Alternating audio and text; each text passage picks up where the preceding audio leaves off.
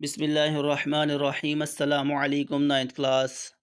امید ہے آپ سب خیریت سے ہوں گے، اور امید ہے آپ نے گزشتہ سبق گلیشیئر کی اقسام اور گلیشیئرز کی اہمیت یاد کر لی ہوگی، اور مختصر سوالات جو ہیں نیٹ کاپی پر لکھ لیے ہوں گے۔ آج ہم پڑھیں گے پاکستان کے دریاؤں کے بارے میں۔ تو پاکستان میں دریاؤں کا نظام جو ہے وہ دریائے سندھ کے مشرقی اور مغربی معاون دریاؤں کی وجہ سے ہی یہ چلتا ہے، جو کہ صوبہ پنجاب، گلگت بلتستان، خیبر پختونخوا، سندھ، آزاد کشمیر کے علاوہ بلوچستان کے دریاؤں پر مشتمل ہے۔ پاکستان کا جو دریاؤں کا نظام ہے وہ ان علاقوں پر مشتمل ہے، جو ہمارے ملک کی سرزمین کو، بیشتر زمین کو سیراب کرتا ہے، ہماری فصلوں کو پانی پہنچاتا ہے، زرخیز زمین کو پانی پہنچاتا ہے۔ تو سب سے پہلے پڑھیں گے دریائے سندھ اور اس کے معاون دریا۔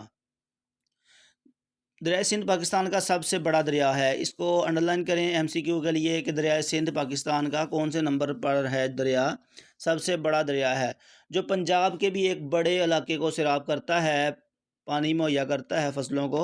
یہ دریا چین کے علاقے تبت سے نکلتا ہے اور گلگت بلتستان کے علاقے سے بہتا ہوا اٹک کے مقام پر پنجاب میں داخل ہوتا ہے۔ اس کے بعد یہ شمال سے جنوب کی طرف سے بہتا ہوا صوبہ سندھ میں داخل ہوتا ہے۔ مٹھن کوٹ کے مقام پر پنجاب کے باقی تمام دریا جو ہیں وہ دریائے سندھ سے مل جاتے ہیں۔ یہاں سے دریائے سندھ جنوب کی طرف بہتا ہے اور صوبہ سندھ سے گزر کر بحیرہ عرب یعنی سمندر میں جا گرتا ہے۔ دریائے سندھ کے بہت سے مددگار معاون دریا ہیں جو اسے دائیں اور بائیں طرف سے ملتے ہیں۔ بائیں طرف سے ملانے والے دریا کیونکہ زیادہ تر مشرق کی طرف سے آتے ہیں، اس لیے انہیں مشرقی دریا کہتے ہیں۔ عزیز طلبہ، جو دریا مشرق کی طرف سے دریائے سندھ میں گرتے ہیں انہیں مشرقی معاون دریا کہتے ہیں، دریائے سندھ کے مشرقی معاون دریا۔ اب ہم انہی کے بارے میں پڑھتے ہیں۔ سب سے پہلے دریائے راوی۔ دریائے راوی کشمیر کے پہاڑوں سے نکلتا ہے۔ دریا بھارت کے علاقوں سے بہتا ہوا لاہور کے قریب پنجاب میں داخل ہوتا ہے۔ پنجاب کا دارالحکومت لاہور دریائے راوی کے کنارے آباد ہے۔ یہ علیحدہ ایم سی کیو پوچھا جا سکتا ہے کہ پنجاب کا دارالحکومت کون سا شہر ہے، تو لاہور۔ دریائے ستلج کوہ ہمالیہ سے نکلتا ہے اور بھارتی علاقوں سے بہتا ہوا سلیمانکی کے نزدیک صوبہ پنجاب میں داخل ہوتا ہے اور پنجاب کے مشرقی علاقے میں بہتا ہوا پنجاب کے باقی دریاؤں سے مل جاتا ہے۔ تیسرے نمبر پر ہے دریائے چناب۔ دریائے چناب کوہ ہمالیہ سے نکل کر مرالہ کے نزدیک صوبہ پنجاب میں داخل ہوتا ہے۔ تریمو کے نزدیک دریائے جہلم اور دریائے چناب آپس میں ملتے ہیں۔ دریائے جہلم کشمیر کی وادی سے نکلتا ہے اور بہتا ہوا منگلہ کے نزدیک صوبہ پنجاب میں داخل ہوتا ہے۔ عزیز طلبہ، یہاں پہ مختصر سوال بنائیں گے۔ دریائے راوی کے بارے میں آپ کیا جانتے ہیں، اور دریائے جہلم کے بارے میں کیا جانتے ہیں؟ اور یہاں پہ ایک اور مختصر سوال بنائیں گے۔ سندھ طاس معاہدے سے کیا مراد ہے؟ یہ سوال ہوگا، سندھ طاس معاہدے سے کیا مراد ہے؟ تو اس سوال کے جواب میں یہ مکمل دونوں لائنیں آ جائیں گی، یہ باکس والی۔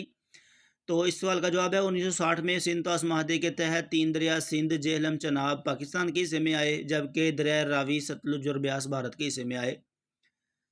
اور دوابہ کسے کہتے ہیں؟ سوال لکھیں گے دوابہ کسے کہتے ہیں، تو اس سوال کا جواب ہوگا 2 دریاؤں کے درمیانی علاقے کو دوابہ کہتے ہیں۔ بس اس سوال کا جواب اتنا ہی ہے، 2 دریاؤں کے درمیانی علاقے کو دوابہ کہتے ہیں۔ اس کے بعد جس کی وضاحت ہے دوابہ کے بارے میں وہ سارا یاد کریں گے۔ پاکستان میں کئی دوابے ہیں۔ باری دواب کے علاقے کے ایک طرف دریائے راوی بہتا ہے اور دوسری طرف دریائے ستلج ہے۔ دریائے راوی اور دریائے چناب کے درمیان رچنا دواب ہے۔ دریائے چناب اور دریائے جہلم کے درمیان چچ دواب ہے، جبکہ دریائے جہلم اور دریائے سندھ کے درمیان سندھ ساگر دواب ہے۔ عزیز طلبہ، یہ دوابوں کی جو ہیں اقسام یا مختلف نام جو ہیں، مختلف جو دوابیں ہیں ان کا ذکر کیا جا رہا ہے، ان کا محل وقوع بیان کیا جا رہا ہے کہ وہ کہاں پہ واقع ہیں، یہ یاد کرنا ہے اور مختصر سوال بنانا ہے۔ دوابہ کسے کہتے ہیں، سندھ طاس معاہدے سے کیا مراد ہے، دریائے راوی کے بارے میں آپ کیا جانتے ہیں، اور دریائے جہلم کے بارے میں آپ کیا جانتے ہیں۔ اس طرح یہ 4 سوال بنائیں گے مختصر، اور اس مکمل سبق کو اچھی طرح یاد کریں گے۔ السلام علیکم۔